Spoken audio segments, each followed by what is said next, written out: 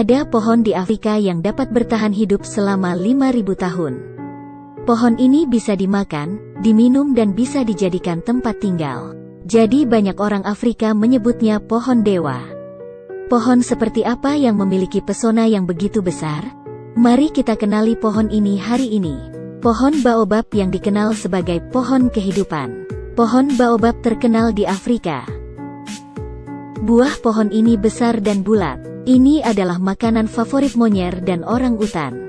Sehingga umumnya dikenal sebagai pohon baobab. Pohon baobab dapat dikatakan sebagai kebanggaan Afrika. Ini adalah spesies ikonik sabana Afrika.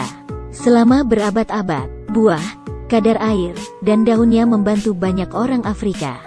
Pohon baobab berbentuk sangat besar. Tingginya bisa tumbuh hingga 30 meter. Batang pohonnya juga sangat kuat.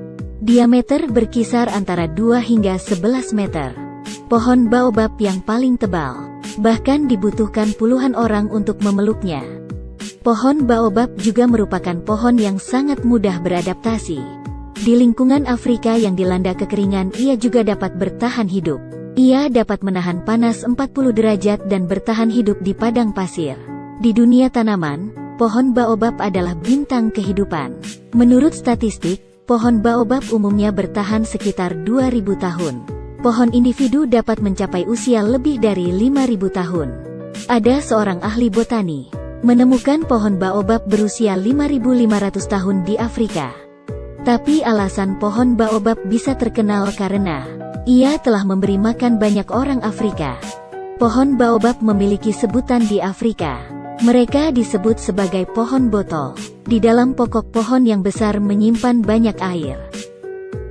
Ia berbeda dari pohon lain. Pohon baobab terlihat kuat di luar tapi kosong di dalam. Di luar terlihat tinggi dan kuat, tapi di dalamnya sangat lembut. Strukturnya agak mirip dengan spons. Jadi selama musim hujan, pohon baobab menyedot air melalui akar yang dikembangkan, kemudian disimpan di pokok pohon. Pada musim yang sedikit curah hujan, pohon baobab dapat mengandalkan air di dalam pokoknya untuk bertahan di musim panas.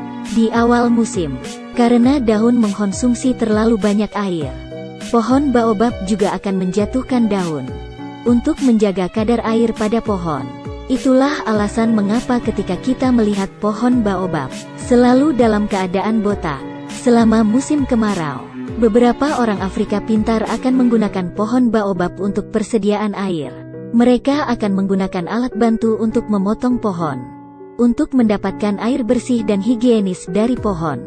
Jumlah air yang tersimpan di satu pohon baobab sudah cukup bagi keluarga Afrika untuk minum selama setengah tahun. Tidak hanya itu, seluruh pohon baobab sangatlah berharga.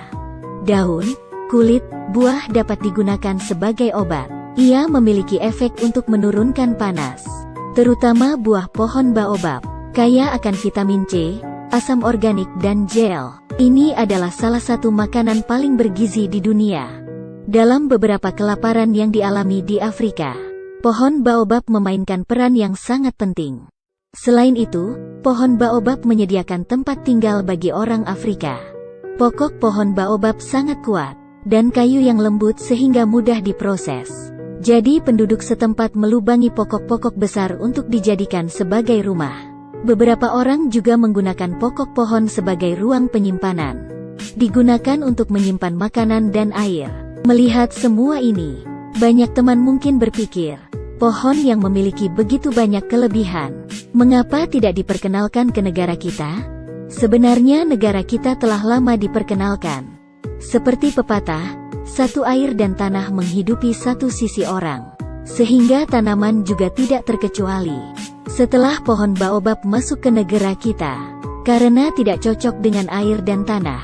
Di utara negara kita, pohon baobab mati karena suhu musim dingin yang rendah.